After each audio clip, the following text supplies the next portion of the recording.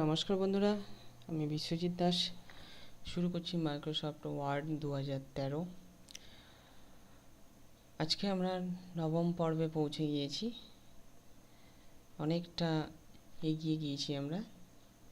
আজকে page layout tab শুরু করতে যাচ্ছি।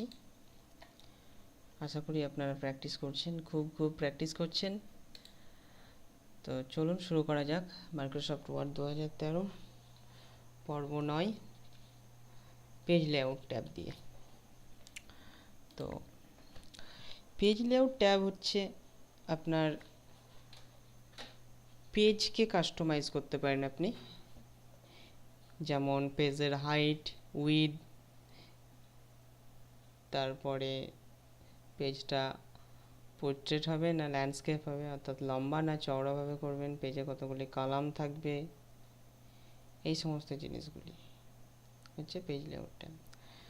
তো ডিজাইন ট্যাবটি এক্সট্রা ছিল। এটি ডিজাইন ট্যাবে যে সমস্ত ফিচার্সগুলো এখানে 2013-তে রয়েছে, সে সমস্ত ফিচার্সগুলো আপনি যদি 2007 সালের সফটওয়্যারটি দেখেন, 2007 ভার্সনটি মাইক্রোসফটের, সেক্ষেত্রে ডিজাইন ট্যাবের অপশানগুলো সমস্ত পেজ লেআউটের মধ্যে ইনক্লুড ছিল। ডিজাইন ট্যাবটি এক্সট্রা এখানে, যেটি মাইক্রোসফট ওয়ার্ড 2007-এ নেই। 2010 সম্পর্কে আমি বলছি না কিছু, কারণ 2010 হচ্ছে মাইক্রোসফটের সবথেকে ফালতু একটা কি বলবো সফটওয়্যার। তবে 2013টা বেশ ভালো করেছে, আশা করি 2015টা আরও ভালো করবে।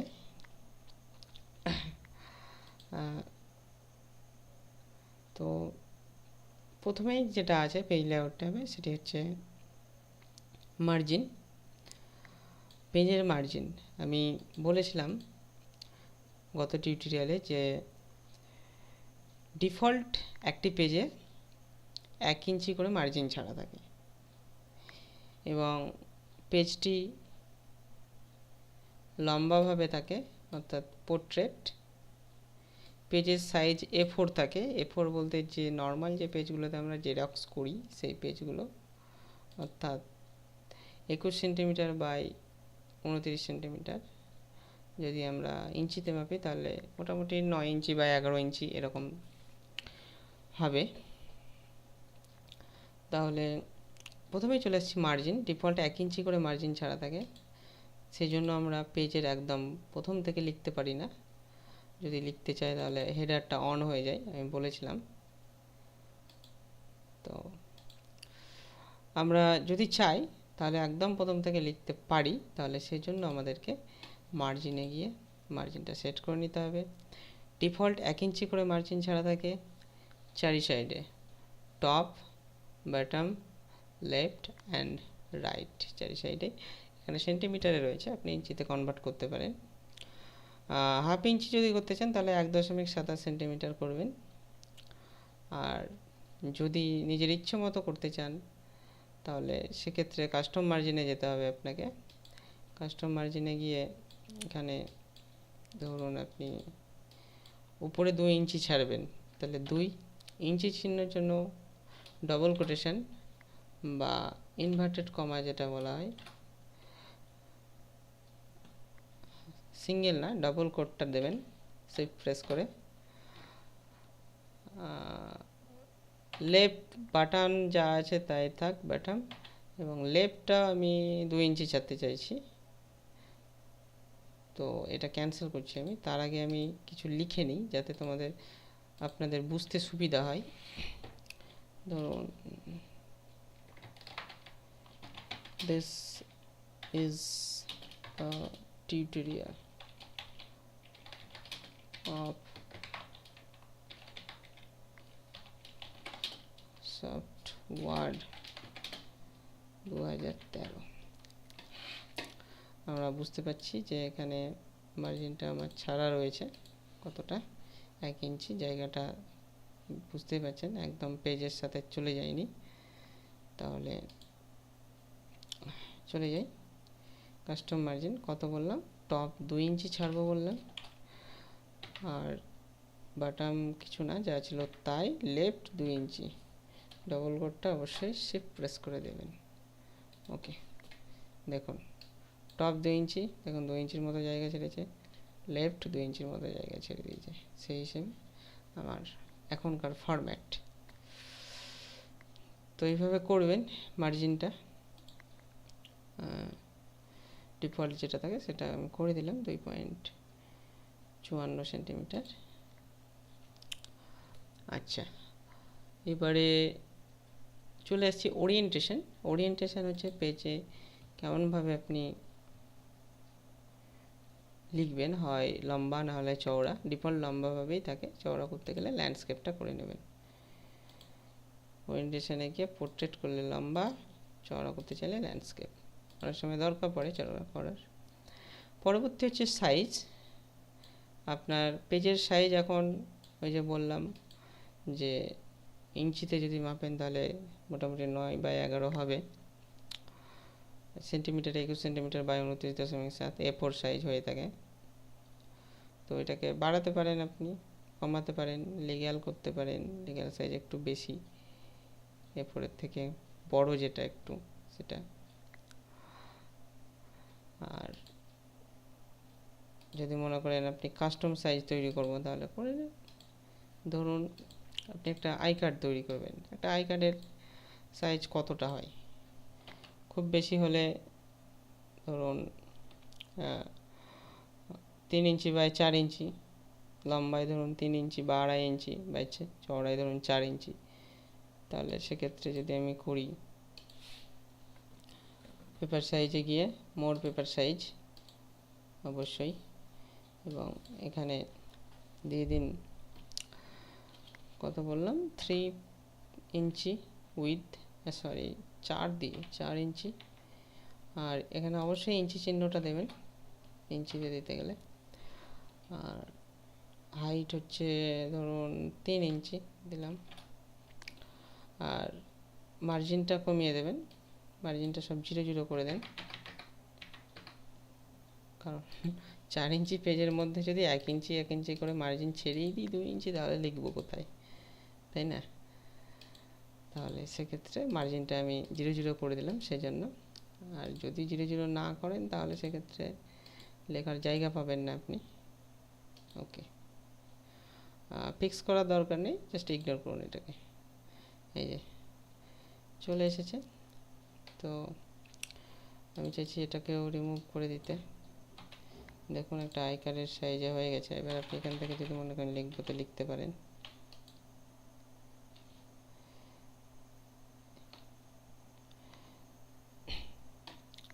এটা আমার অরিজিনাল 100% জুমে এত বড় সাইজ।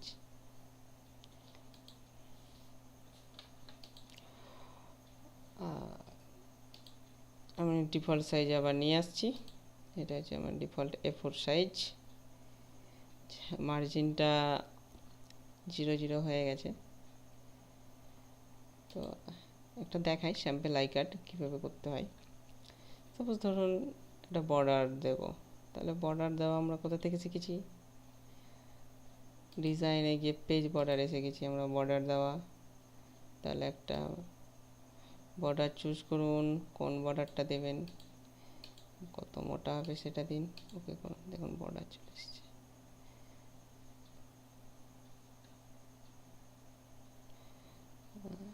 এবার বর্ডারটা এখন যদি লিখতে চাই এখান থেকে লেখা হবে। এবার বর্ডার যদি আপনি একদম ঘেঁষে বর্ডার দিতে চান তাহলেও এটা দেখিয়েছিলাম। পেজ বর্ডারে গিয়ে অপশানে গিয়ে একটু সব 0 করে দেবেন, তাহলে একদম ঘেঁষে বর্ডার হয়ে যাবে। তবুও দেখুন কিছু লিখলে মনে হচ্ছে না যে বোঝা যাচ্ছে, তাহলে সেক্ষেত্রে আপনি মার্জিনটা একটুখানি বাড়িয়ে নিতে পারেন। পেজ লেআউটে গিয়ে মার্জিন আমরা করেছিলাম, মার্জিন 0 সেন্টিমিটার হয়েছে। তো এটাকে আপনি ধরুন 0.5 সেন্টিমিটার করে দিলাম। 0.5 ডিফল্ট কিছুতে সেন্টিমিটারে নেবে। এবার দেখুন ঠিক হয়ে গেছে। তো এবার ধরুন মাঝখানে আপনি আই কার্ড কথাটা লিখবেন, তাহলে লিখুন আই কার্ড, ব্যাস আই কার্ড।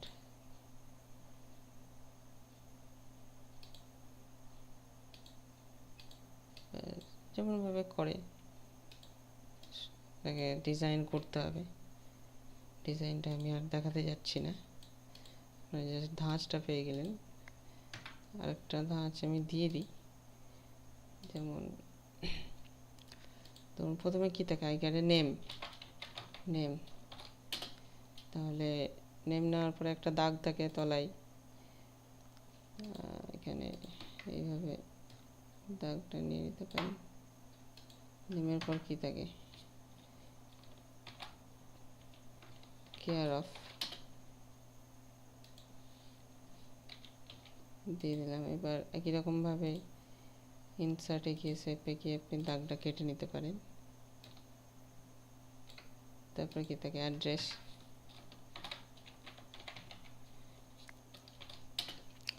একই রকমভাবে দাগ কেটে নিতে পারেন। এছাড়া এখানে ধরুন ছবির জায়গা বা সিগনেচারের জায়গা, সেক্ষেত্রে ইনসার্টে গিয়ে পিকচার যদি নেন, পিকচার আমি এভাবে পিকচার নিচ্ছি না, আমি জাস্ট একটা শেপ নিয়ে নিচ্ছি পিকচারের জায়গা রাখার জন্য। শেপ নিলাম, সাপোজ এখানে একটা পিকচার থাকবে, এর ভেতরেও পিকচার দেওয়া যাবে এখন যদি দেবো মনে করি, কারণ আমি দেখিয়েছি আপনাদের শেপের ভেতরে কীভাবে পিকচার আনতে হয়। এই শেপ ফিলে গিয়ে পিকচারে গেলে পরেই আপনি পিকচারটা দিতে পারবেন। ধরুন এই পিকচারটা দিলাম আই কার্ড। তারপরে ধরুন এখানে সিগনেচার বলে একটা জায়গা থাকবে, রাইট অ্যালাইনমেন্ট করলাম, লিখলাম সিগনেচারে সিগনেচার।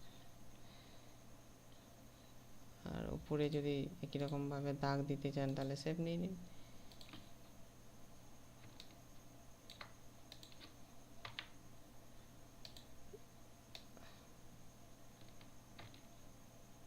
শিফট টিপে ধরে দাগটা টানবেন, তাহলে সোজা হবে।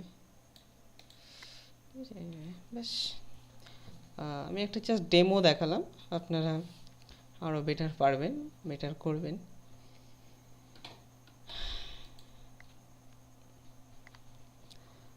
এবার চলে আসছি কালাম। তো আমি চাইছি না এই পেজটার মধ্যে আর কিছু করতে, আমি একটা নতুন নিচ্ছি। নতুন নেওয়ার জন্য ফাইলে গিয়ে নিউয়ে গিয়ে ব্ল্যাঙ্ক ডকুমেন্ট করতে পারেন, অথবা শর্টকাট কি হচ্ছে Ctrl+N। দেখুন নতুন ডকুমেন্ট, ডকুমেন্ট 3 আমার ওপেন হয়ে গেছে, আগেরটা ডকুমেন্ট 2 ওপেন ছিল। আমি এটা বন্ধ করে দিচ্ছি। ডোন্ট সেভ, সেভ করতে চাইলে সেভ। আচ্ছা, এবারে পেজ লেআউট ট্যাবে আমি কালামটা দেখাবো, সাইজটা দেখালাম।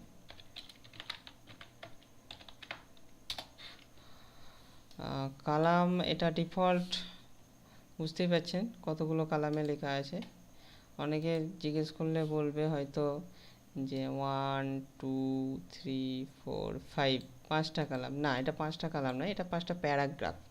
5টা কালাম বলতে গেলে কালাম কোনগুলোকে বোঝায়, টেবিল যখন পড়েছি তখন আমি বলেছি আপনাদের যে লম্বাগুলো কালাম আর চওড়াগুলো রো। তাহলে এখানে লম্বায় কতগুলো সারি আছে আপনারা খবরের কাগজে দেখতে পাবেন, কালাম করে কালামের মাধ্যমে খবরগুলো থাকে। তাহলে সেক্ষেত্রে একটা পেজে অনেকগুলো খবর থাকে এবং সেগুলো বিভিন্ন কালামে থাকে, তাহলে কালামগুলো হচ্ছে লম্বা। তাহলে এখানেও যদি আপনি কালাম করতে চান, এই যে কালাম ডিফল্ট 1 কালাম থাকে, একটা কালামই থাকে, 2টো কালাম চাইলে 2টো, এই যে 2টো কালামে লেখা হয়ে গেছে। হ্যাঁ, 3টে চাইলে 3টে, দেখুন 3টেতে লেখা হয়ে গেছে। তো আপনি যেমন চাইবেন, বেশি চাইতে গেলে লেফটে চাইলে লেফট, রাইটে চাইলে রাইট বেশি, ঠিক আছে। আর যদি অনেকগুলো চান তাহলে মোর কালামে গিয়ে এখানে নাম্বার দিয়ে দিন, ধরুন 5টা কালাম চাই 5, সেরকম 5টা কালাম অনুযায়ী লেখাটা হয়ে যাবে আমার। তো এই হচ্ছে কালাম। তো অবশ্যই দরকার পড়ে এটা, তবে 1 কালাম করে রাখবেন, নাহলে পরে বুঝতে পারবেন না যে কেন এরকমটা হচ্ছে। আচ্ছা, ব্রেক এগুলোতে আর যাচ্ছি না। লাইন নাম্বার, লাইনের নাম্বার দেখাই 1 2 3 4 করে কতগুলো লাইন, দরকার নেই। যেটা দরকার হচ্ছে সেটা হচ্ছে প্যারাগ্রাফ। এই যে এই প্যারাগ্রাফটা, প্যারাগ্রাফ স্পেসিং, এটা কিন্তু লাইন স্পেসিংয়ের সঙ্গে গুলিয়ে ফেলবেন না, কারণ লাইন স্পেসিং হচ্ছে একটা লাইনের সঙ্গে আরেকটা লাইনের যে ডিস্টেন্সটা এখান থেকে আমরা করেছি, আর এটা হচ্ছে প্যারাগ্রাফ স্পেসিং, অর্থাৎ একটা প্যারাগ্রাফের সঙ্গে আর একটা প্যারাগ্রাফের ডিস্টেন্স। এখানে 8 পিটি গ্যাপ আছে, এটাকে বাড়ান, দেখুন গ্যাপ বাড়ছে, এটাকে কমান, দেখুন কমছে। তো সেরকমভাবে গ্যাপ যদি বাড়াতে কমাতে চান তাহলে সিলেক্ট করে এখানে 0 করলে পরে কোনো গ্যাপ থাকবে না, আর যেমন বাড়াবেন তেমন বাড়বে। ধরুন আপনি এখানে এন্টার দিয়ে আপনি সামনের গ্যাপটা বাড়াতে চাইছেন না, তখন আপনাকে ওই বিফোর ইউজ করতে হবে। এটা একটার সঙ্গে আরেকটা প্যারাগ্রাফের যে গ্যাপটা আপনি এন্টার দিয়ে বাড়াতে চাইছেন না, তখন আপনাকে ওই আফটার বা বিফোর ইউজ করতে হবে। এভাবে করতে পারেন। এখানে আর কিছু নেই, মোটামুটি আমরা কমপ্লিট করে ফেললাম পেজ লেআউট ট্যাব। নেক্সট আর দুটো ট্যাব, দুটো নয় আর একটা ট্যাব শেখানোর মতো আছে, সেটা হচ্ছে মেইলিংস ট্যাব, আর রিভিউ আর ভিউ ট্যাব একদিনে হয়ে যাবে। তো আশা করি আপনারা বুঝতে পারছেন। বুঝতে না পারলে বারবার আমি কমেন্ট করার কথা বলছি, অবশ্যই কমেন্ট করবেন, আমি যত দ্রুত সম্ভব রিপ্লাই দেওয়ার চেষ্টা করব। সো পরবর্তী টিউটোরিয়ালে আপনাদের সঙ্গে আবার দেখা হবে। ধন্যবাদ আজকের মতো, ভালো থাকবেন, সুস্থ থাকবেন।